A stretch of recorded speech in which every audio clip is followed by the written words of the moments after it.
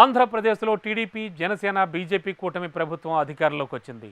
కొత్త ప్రభుత్వం ఏర్పాటు చేసిన చంద్రబాబు 24 మందికి మంత్రి పదవులు కూడా ఇచ్చారు. దీంతో రాష్ట్ర సచివాలయం కొత్త మంత్రులతో కళకళలాడుతోంది. శాఖల కేటాయింపు పూర్తి కావడంతో మంత్రులంతా కూడా తమకు కేటాయించిన ఛాంబర్లలో మార్పులు చేర్పులు చేసుకుని పదవి బాధ్యతలు చేపట్టారు. అయితే ఎన్నికల వేళ పార్టీ కోసం త్యాగం చేసిన నేతల చూపులు ఇప్పుడు ఆ పదవులపై పడ్డాయట. పొత్తులో భాగంగా సీటు త్యాగం చేసిన సీనియర్లు మాకేంటి అంటున్నారట. ఇంతకీ వాళ్ళు ఆశిస్తున్న పదవులేంటి? ఎవరా నేతలు? Let's watch.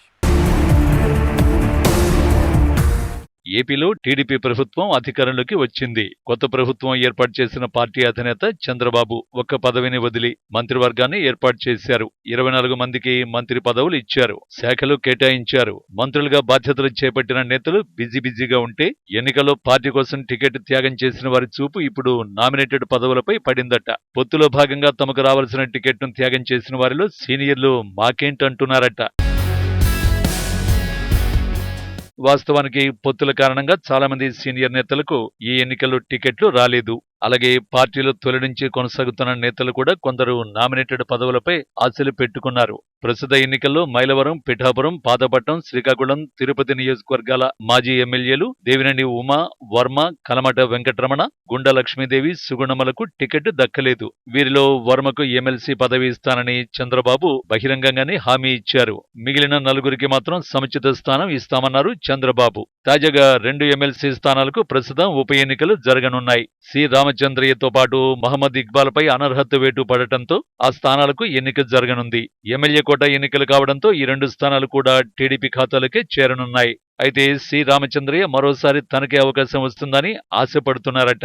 జూలై 12న ఎన్నిక జరగనున్న నేపథ్యంలో బరిలో నిలిచే అభ్యర్థులు ఎవరో అన్న ఉత్కంఠ నెలకొంది. ఇక నామినేటెడ్ పదవుల కోసం ఆశావహుల జాబితా భారీగానే ఉంది. ఏపీ మహిళా కమిషన్ చైర్మన్ పదవి కోసం పార్టీ డ్వాక్రా అంగన్వాడీ సాధికార కమిటీ రాష్ట్ర అధ్యక్షురాలు ఆచంట సునీత పేరు బలంగా వినిపిస్తోంది.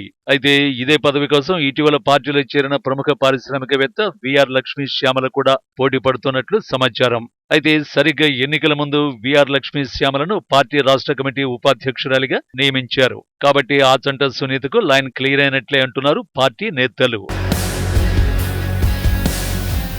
ఇక అత్యంత ప్రతిష్టాత్మకమైన తిరుమల తిరుపతి దేవస్థానం బోర్డు చైర్మన్ పదవితో పాటు సభ్యులుగా అవకాశం కోసం కూడా చాలా మంది నేతలు ప్రయత్నం చేస్తున్నారు. బోర్డు చైర్మన్ గా గతంలో పనిచేసిన పుట్టా సుధాకర్ యాదవ్ ప్రస్తుతం మైదుకూరు ఎమ్మెల్యేగా ఎన్నికయ్యారు. కాబట్టి ఆ పదవి ఎవరికి ఇస్తారనే విషయం పెద్ద ఎత్తున చర్చ నడుస్తోంది. పొత్తులో భాగంగా జనసేనకు కేటాయిస్తారా లేక సభ్యత్వంతో సరిపెడతారా చూడాల్సి ఉంది.